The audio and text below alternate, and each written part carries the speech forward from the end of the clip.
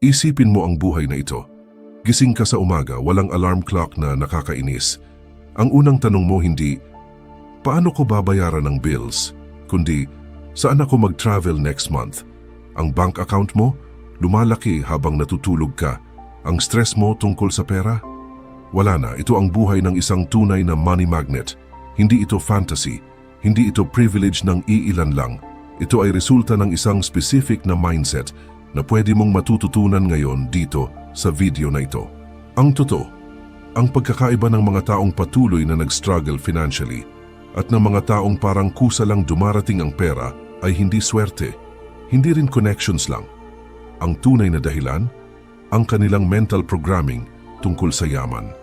Tingnan mo ang kahit sinong self-made millionaire sa Pilipinas o sa buong mundo. Mula kay Henry Sy hanggang sa mga bagong billionaires ng tech industry. Lahat sila may isang commonality. Nag-shift sila from scarcity mindset papunta sa abundance mindset. At dito papasok ang revolutionary na concept na itinuro ng isa sa mga greatest minds in wealth psychology, si Napoleon Hill. For over 20 years, nag-study siya ng mga pinaka-successful na tao sa mundo. Ang natuklasan niya, may formula ang pagyaman, may science, may energy. At ang unang step, ang pagiging isang legit na money magnet. Hindi yung nag-aantay lang ng blessing o swerte, yung taong parang may electromagnetic force na automatically humahatak ng opportunities, ng connections, ng cash flow papunta sa kanila. Sounds too good to be true? Magstay ka sa video na ito kasi ipapakita ko sa iyo kung paano exactly ginagawa ito ng mga nasa top 1%. Pero bago tayo mag-dive deep, kailangan nating pag-usapan ang biggest obstacle sa transformation na ito. Hindi ito kulang sa capital. Hindi ito lack of education. Ang biggest enemy mo sa journey towards financial abundance ay ang crab mentality ng mga tao sa paligid mo. Alam mo yan, di ba? Yung mga taong mas komportable na makita kang nag-struggle kaysa makita kang umaasenso. Yung mga taong magsasabi ng mayabang ka na kapag nag-share ka ng wins mo. Yung mga taong mag-discourage sa'yo na mag-take ng risk kasi takot silang mag-isa kapag nag-succeed ka. Ito ang toxic Filipino cultural programming na kailangan mong tanggalin sa system mo. Kasi ang totoo, ang mga tunay na successful people, sila yung nag-celebrate ng success ng iba. Sila yung nag-a-assume na may enough resources para sa lahat. Sila yung naka-tune in sa frequency ng abundance, hindi ng scarcity at envy. At kung nandito ka pa rin, kung pinapanood mo pa rin ito, ibig sabihin ready ka nang mag-level up. Ready ka nang umalis sa mental poverty at pumasok sa psychological wealth. Kaya gawin natin ito ngayon. Ang like button na makikita mo sa screen, ito ay hindi ordinary button. Ito ay isang declaration. Isang energetic signal sa universe na sinasabi mo, I am ready to receive abundance. I am open to wealth. I am claiming my space sa circle ng mga financially free. Kapag nag-click ka ng like ngayon, hindi ka lang nag-support sa channel na ito. Nag-activate ka ng isang intention sa consciousness mo. Ginagawa mong tangible ang invisible desire mo para sa pera. Psychologically, ang simpleng action na yan ay nagre-represent ng commitment mo sa transformation.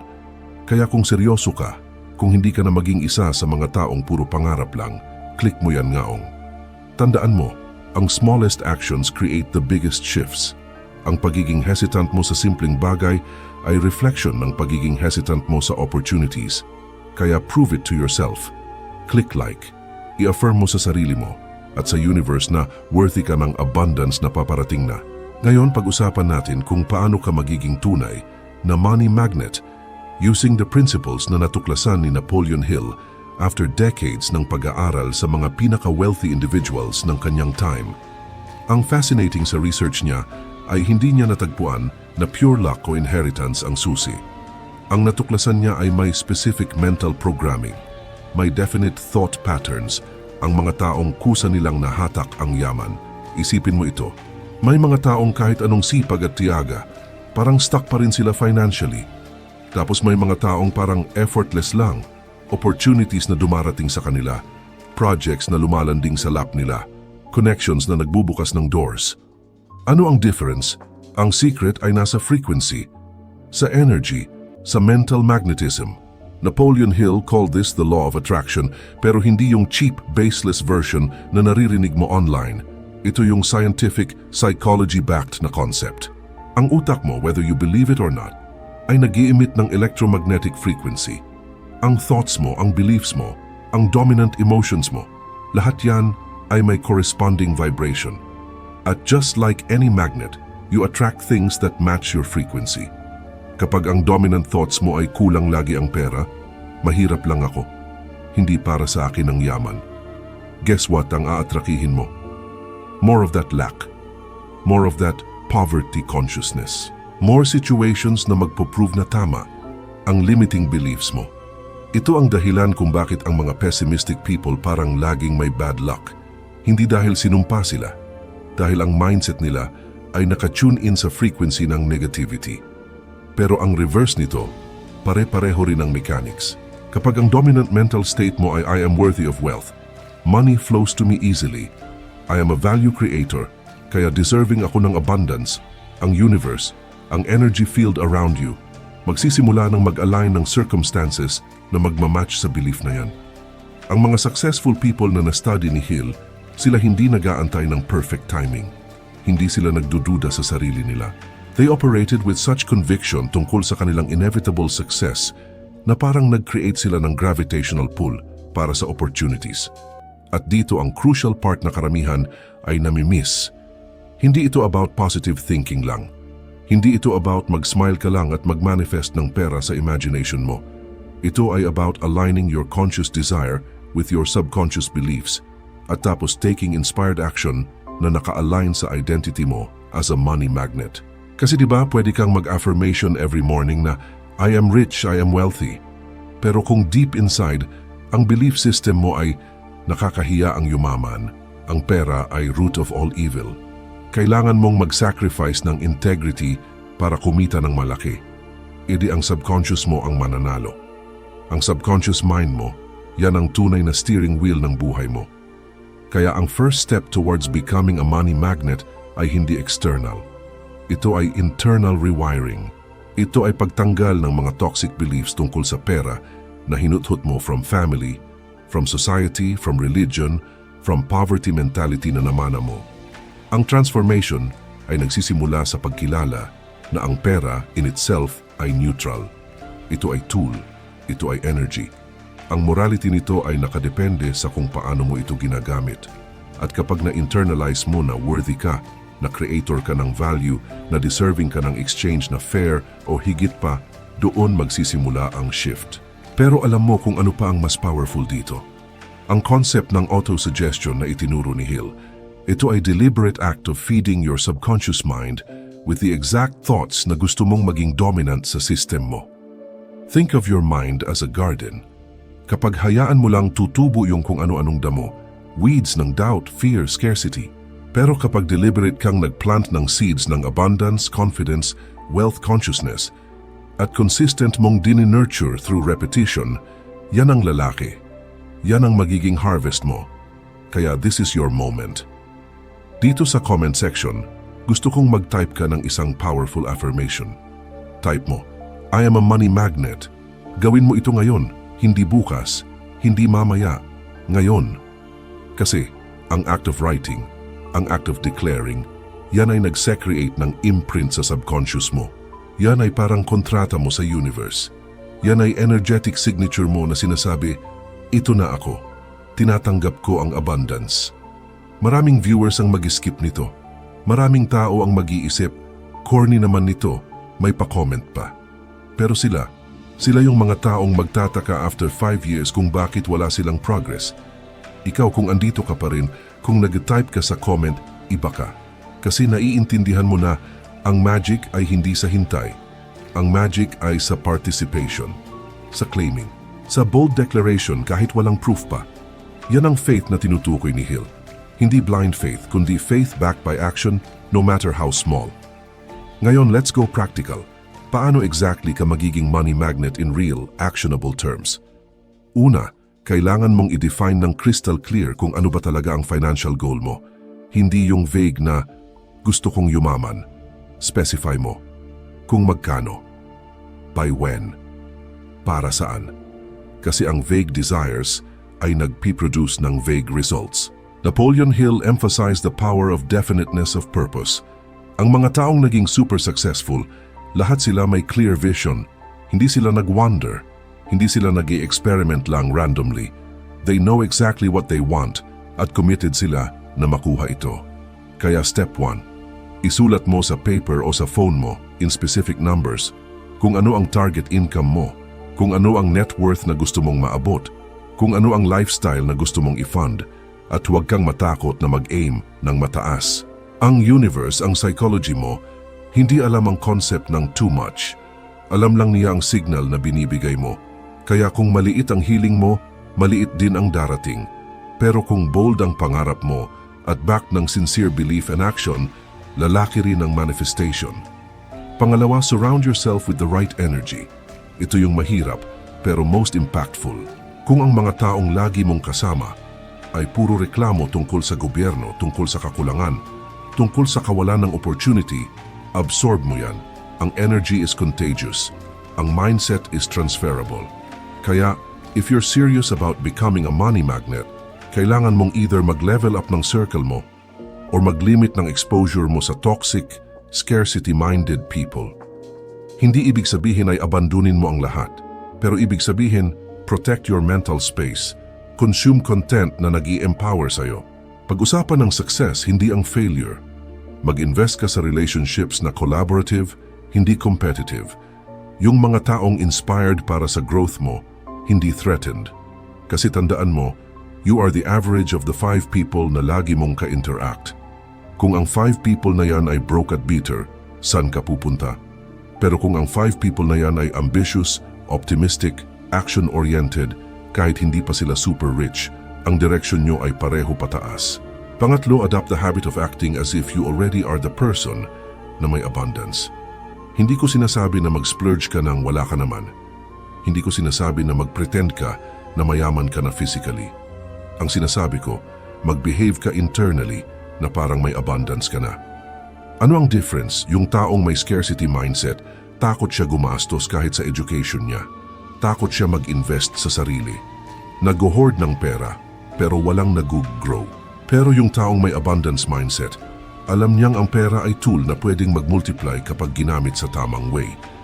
Kaya mag-invest siya sa skills.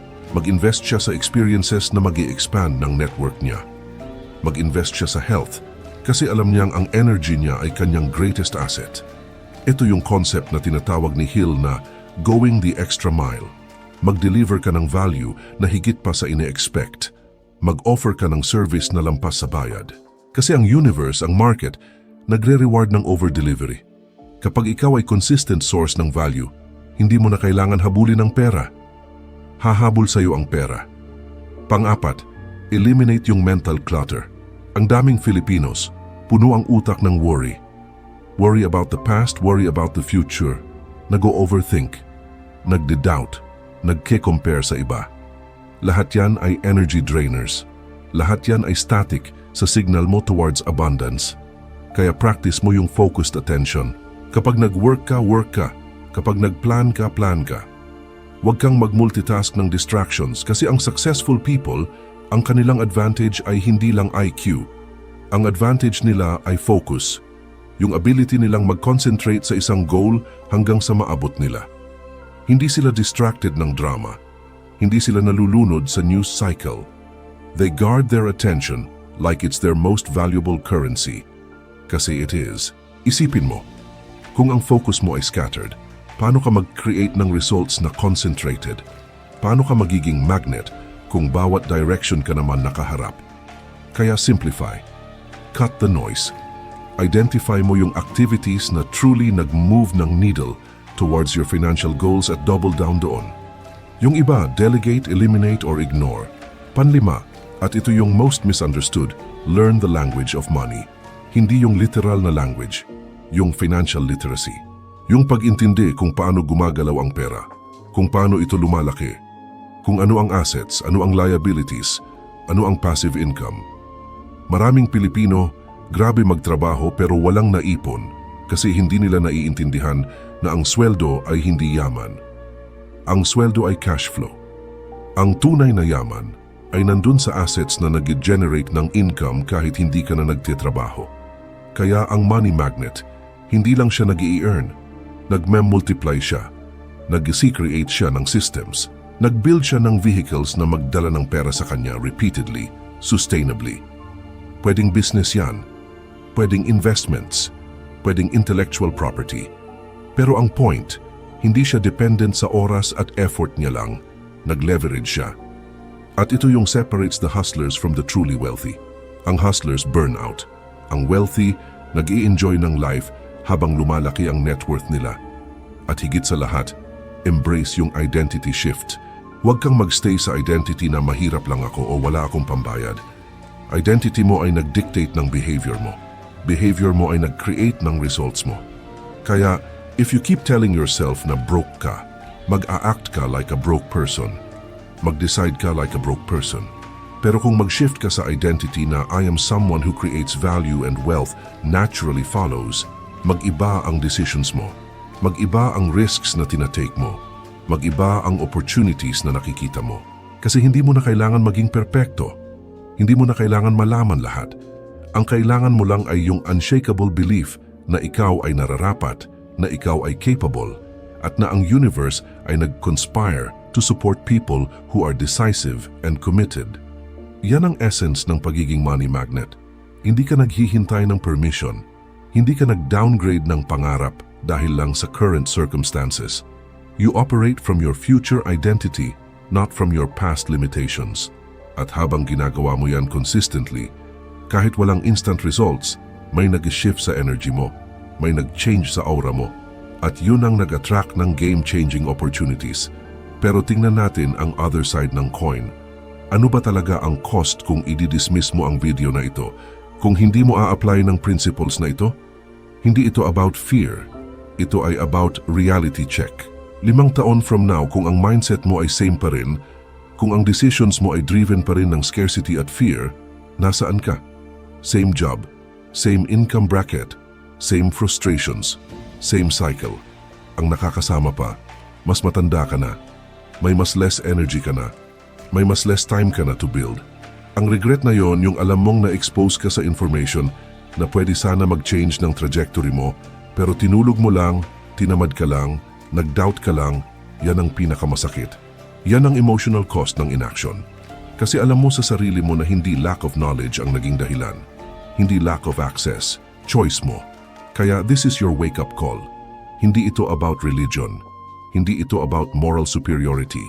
Ito ay about recognizing na ikaw ay may power. Na ikaw ay nagde-decide every single day kung saan ka patungo. At na ang decision na yan, whether conscious or not, ay nag-accumulate into your destiny. Kaya kung ayaw mo ng destiny ng mediocrity, ng pagiging stuck ng pag-iinggit sa success ng iba, then decide differently today. Ngayon, dito. Ang transformation mo, nagsimula na the moment na nag-click ka sa video na ito. Pero hindi pa tapos. Ang journey towards true financial freedom, towards genuine abundance mindset, hindi one-time lesson. Ito ay continuous evolution. Ito ay layering ng principles, deepening ng understanding, refining ng execution. At the next video na lalabas sa screen mo ngayon, yan ay next level ng training mo. Yan ay next chapter ng awakening mo. Kung ito ngayon ay nag-open ng mata mo sa possibilities, yung next video ay mag-i-equip sa iyo ng deeper strategies, ng insider frameworks na ginagamit ng elite sa wealth creation. Huwag mo tong iskip, kasi ang pattern ng success ay continuity. Ang mga taong nagstay sa growth path, ang mga taong hindi nag-stop sa unang inspiration, kundi nag-commit sa sustained learning, sila ang tunay na nagti-transform. Sila ang nag-elevate from dreamer to doer, from aspiring to achieving. Kaya click mo yan ngayon. I-continue mo ang momentum. I-honor mo ang commitment mo sa sarili mo na hindi ka nababalik sa old programming. You are now operating sa frequency ng abundance. You are now part ng tribe na nag-refuse ng mediocrity. You are now becoming in real time ang money magnet na dapat mo nang maging matagal na. The universe is watching. Ang energy mo ay shifting. Ang future mo ay unfolding. Don't stop now.